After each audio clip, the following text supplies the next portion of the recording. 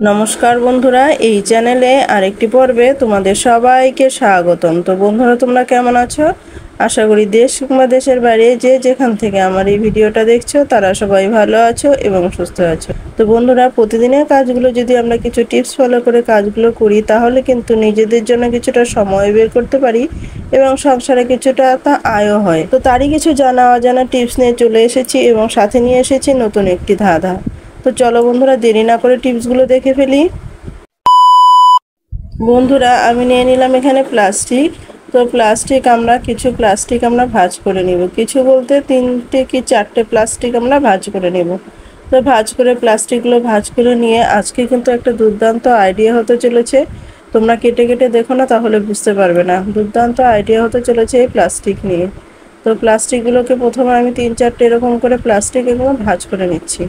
ভাঁজ করে নিয়ে তারপর আমরা এগুলোকে ব্যাগের মধ্যে নিয়ে যাব। অনেক সময় কি হয় বন্ধুরা, আমরা যখন কোথাও ঘুরতে যাই বা বাসে ট্রামে কোথাও যাই, হয়তো এরকমটা হয় যে আমাদের বমি হয়, গন্ধ সহ্য হয় না, গাড়ি ধোয়ার গন্ধটা সহ্য হয় না, বা বাইরের আবহাওয়ার জন্য বা গাড়ির ভেতরে যে গরম একটা সেই গন্ধের জন্যও কিন্তু আমাদের অনেক সময় বমি হয়, অনেকেরই বমি হয়। তো সেই ক্ষেত্রে কি হবে, বমি হলে এই রকম ধরনের প্লাস্টিক যদি নিয়ে যাওয়া হয় তাহলে কিন্তু আমাদের অনেক বিপদ থেকে রক্ষা পাওয়া যাবে। তো ধরুন এরকম করে প্লাস্টিকগুলো যদি আমরা ব্যাগের মধ্যে নিয়ে নেই তাহলে কিন্তু এরকম যখন রাস্তাঘাটে হবে তখন কিন্তু আমাদের খুবই সুবিধা হবে। আর এরকমটা যে হয় যে প্লাস্টিক পাওয়া যদি আমরা না নেই, সবসময় যদি আমরা ব্যাগের মধ্যে এরকম 2-3টে প্লাস্টিক আমরা রেখে দিই তাহলে কিন্তু সুবিধা হবে। তা না হলে দেখো, এরকমটা অসুবিধা হলে কিন্তু তখন আমাদের রাস্তায় কারো কাছে প্লাস্টিক চাইতে হয়, নয়তো দোকানে নেমে গাড়ি থামিয়ে দোকান থেকে প্লাস্টিক নিতে হয়, এরকমটা কিন্তু করতে হয়। তো আমরা যদি সবসময় এরকম কয়েকটা প্লাস্টিক আমরা ব্যাগের মধ্যে রেখে দেই তাহলে আমরা যেখানেই যাই না কেন প্লাস্টিকগুলো আমাদের ব্যাগেই থেকে যাবে, ফলে আমাদের কিন্তু রাস্তাঘাটে আর লজ্জার মুখোমুখি হতে হবে না। আশা করি তোমাদের এই টিপসটি অনেক বেশি কাজে লেগেছে এবং ভালো লেগেছে। তো ভালো লাগলে লাইক করে দিও, আর বন্ধু বান্ধবদের কাছে শেয়ার করতে বন্ধুরা একদমই কিন্তু ভুলো না। এরকমটা কিন্তু সবারই হয়, প্রায় লোকেরই হয়, তো সুতরাং লজ্জা পাওয়ার কিছু নেই। তোমরা কিন্তু এই কাজটি করে নিতে পারো। তো চলো বন্ধুরা, তাহলে আমরা পরবর্তী টিপসটা দেখে নেই। তো বন্ধুরা দেখো, আমাদের বাচ্চাদের হাতে কি হয়, হাতে পায়ে স্কুল থেকে যখন আসে দেখবে হাতে পায়ে ওরা কলমের দাগ ভর্তি হয়ে যায়। ওদের হাতে পায়ে কিন্তু প্রচণ্ড কলমের দাগ ভর্তি হয়ে যায়।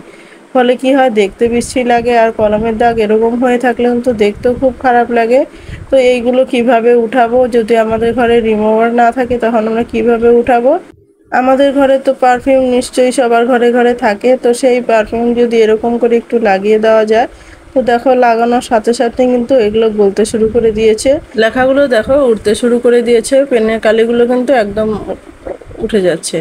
তো দেখো, এরকম যদি কোনো সুতির রুমাল বলো, সুতির ন্যাকড়া বলো বা তুলো বলো, যদি সেরকম পাও যেটা এরকম ধরনের নরম জিনিস দিয়ে তোমরা যদি এরকম করে একটু মুছে নাও তাহলে একদমই কিন্তু উঠে যাবে। তো দেখতেই পাচ্ছ কত সুন্দরভাবে উঠে গেল। তো এভাবে কিন্তু আমরা খুব সহজেই কিন্তু একটা পারফিউম দিয়েও কিন্তু পেনের দাগগুলো উঠিয়ে নিতে পারি। তো তোমাদের কাছে বন্ধুরা ভালো লেগেছে নিশ্চয়ই, ভালো লাগলে একটা লাইক করে দিও।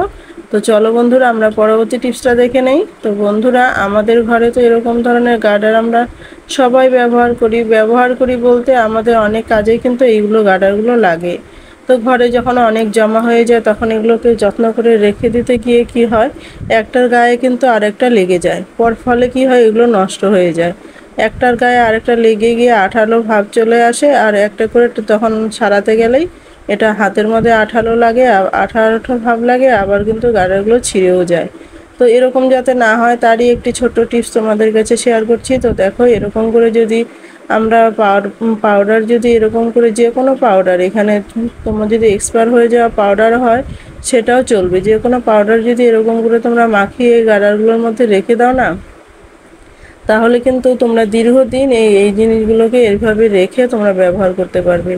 একদমই নষ্ট হবে না, একটার গায়ে যে আরেকটা লেগে যাবে সেটাও কিন্তু একদমই লেগে যাবে না। ফলে কি হবে, তোমাদের অনেক দিন এটা তোমরা ব্যবহার করতে পারবে। আশা করি তোমাদের এটাও ভালো লেগেছে। তো ভালো লাগলে একটা লাইক করে দিও। তো চলো বন্ধুরা, আমরা পরবর্তী টিপসটা দেখে নেই। বন্ধুরা, আমাদের ঘরে যে এর ধরনের লিমকার বোতল বলো, ফলের বোতল বলো, ফ্রুটসের বোতল বলো, যে যখন নিয়ে আসা হয় তখন এগুলো খাওয়ার পরে কি হয়, এটা কিন্তু জল দিয়ে ধুলে কিন্তু পরিষ্কার হতে চায় না। পরিষ্কার বলতে গন্ধটা কিন্তু যেতেই চায় না, গন্ধটা কিন্তু অনেক দিন থাকে।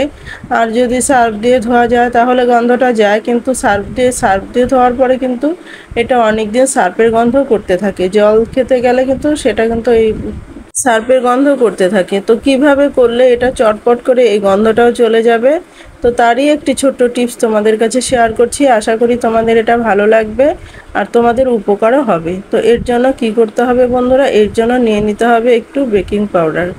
বেকিং পাউডার নিয়ে নিচ্ছি আমি এখানে, অর্থাৎ খাবার সোডা নিয়ে নিচ্ছি। এখানে একটু খাবার সোডা দিয়ে দিচ্ছি আর দিয়ে দেবো এখানে কি লবণ। বন্ধুরা এটা দেওয়াতে আমাদের এতটাই উপকার হবে যে আমাদের তোমরা বাড়িতে ট্রাই করো, তাহলেই বুঝতে পারবে কতটা উপকারী এই টিপসটি।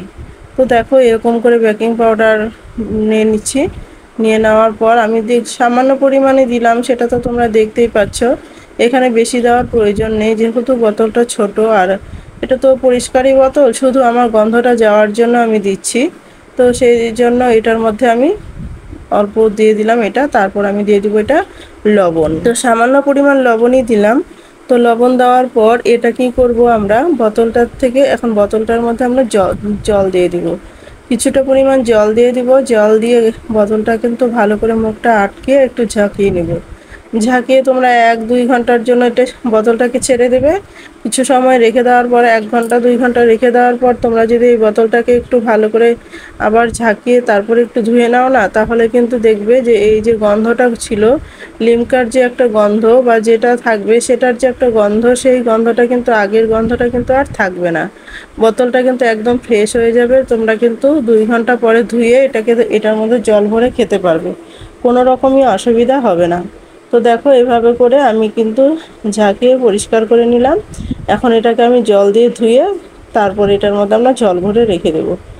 বন্ধুরা চলো এটা দেখতে দেখতে আজকে যে ধাঁধাটা রয়েছে সেটা জেনে নেই। তো বন্ধুরা আজকের ধাঁধা হলো, আমি হাসাই আমি কাদাই, নই আমি প্রাণী, দেখতে এসে সবাই ক্ষণিক ভোলে ব্যথার বাণী। তো তোমাদের যদি ধাঁধার উত্তরটি জানা থাকে অবশ্যই কমেন্ট করে জানিয়ে দিও বন্ধুরা। তো তোমাদের যদি ভালো লাগে থাকে তাহলে লাইক কমেন্ট শেয়ার করে দিও। তো চলো বন্ধুরা তাহলে আমরা পরবর্তী টিপসটা দেখে নেই। তো বন্ধুরা আমাদের প্রত্যেকের বাড়িতে তো এরকম মোবাইল, আমরা এরকম হয় যে রান্নাঘরে আমরা বসে রান্না করছি, হয়তো রান্না করছি দাঁড়িয়ে রান্না করছি, তার সাথে আমরা একটু মোবাইলের গান শুনছি বা কোনো ভিডিও দেখতে দেখতে হয়তো করছি, বা গান শুনতে কোনো কিছু শুনতে শুনতে হয়তো এরকম মোবাইল আমরা রান্নাঘরে ব্যবহার করে থাকি। তো এর জন্য কি করতে হয়, আমাদের অনেক কিন্তু মোবাইলে অনেক টাকা দিয়ে আমাদের কিন্তু স্ট্যান্ড কিনে নিয়ে আসতে হয়। তো স্ট্যান্ড কিনে নিয়ে আসতে হয়, তো আজ এটা স্ট্যান্ড খারাপ হয়ে গেল, আবার আর একটা স্ট্যান্ড কিনে নিয়ে আসো, এইভাবে কিন্তু চলতেই থাকি। তো আমরা যদি একটু ঘরে একটা স্ট্যান্ড তৈরি করে নিতে পারি তো সেটা কিন্তু আমাদের মন্দ হয় না, তাই না বলো? তো আমাদের কিন্তু ঘরে যদি স্ট্যান্ড তৈরি করে নিই তাহলে কিন্তু আমাদের বিনা পয়সায় আমরা কিন্তু ঘরে একটা স্ট্যান্ড তৈরি করে নিতে পারবো। আর আমাদের মোবাইল দেখাটা রান্নাঘরে কাজ করতে করতে মোবাইলে গান শোনা বা মোবাইলে কোনো পার্ট দেখা, এটা আমাদের সবারই কিন্তু হয়ে থাকে। তো আর যার জন্য মোবাইল স্ট্যান্ডটা খুবই একটি দরকারি জিনিস। তো এর জন্য কি করতে হবে বন্ধুরা, দেখো আমাদের ঘরে যে নেল কাটারগুলো রয়েছে না, নেল কাটার দিয়ে তোমরা তো ভাবছো যে নেল কাটার আবার কিভাবে স্ট্যান্ড হতে পারে। হ্যাঁ বন্ধুরা, নেল কাটার দিয়েও কিন্তু মোবাইল স্ট্যান্ড হতে পারে। তো দেখো কিভাবে আমি করছি, তো তোমরা একটু খেয়াল করো, কেটে কেটে দেখো না তাহলে বুঝতে পারবে না কিভাবে আমি করছি, তোমরা একটু খেয়াল করো। তো দেখো এই জায়গাটার মধ্যে আমি একটু গার্ডার লাগিয়ে দিচ্ছি। তোমরা চাইলে এখান থেকে মোটা গার্ডারও লাগাতে পারো, কোনো রকমই অসুবিধা নেই। এখানে মোটাও লাগাতে পারো, এরকম ধরনের গার্ডারগুলো তোমরা লাগাতে পারো। খুব সুন্দরভাবে আমাদের একটা মোবাইল স্ট্যান্ড কিন্তু তৈরি হয়ে গেল। তো দেখো তোমাদেরকে মোবাইলটা বসিয়েও দেখাচ্ছি কত সুন্দরভাবে মোবাইল স্ট্যান্ড আমাদের তৈরি হয়ে গেল। এভাবে কিন্তু আমাদের অনেক পয়সা কিন্তু সঞ্চয় হয়, তাই না বলো? তো বন্ধুরা এভাবে কিছু টাকা হলেও কিন্তু সংসারের থেকে আমরা এখানে বাঁচিয়ে নিতে পারি। তো এভাবে করে একটা দুটো করে এরকম করতে করতে কিন্তু আমাদের অনেক টাকা আমাদের সঞ্চয় হয়ে যায় মাসের শেষে।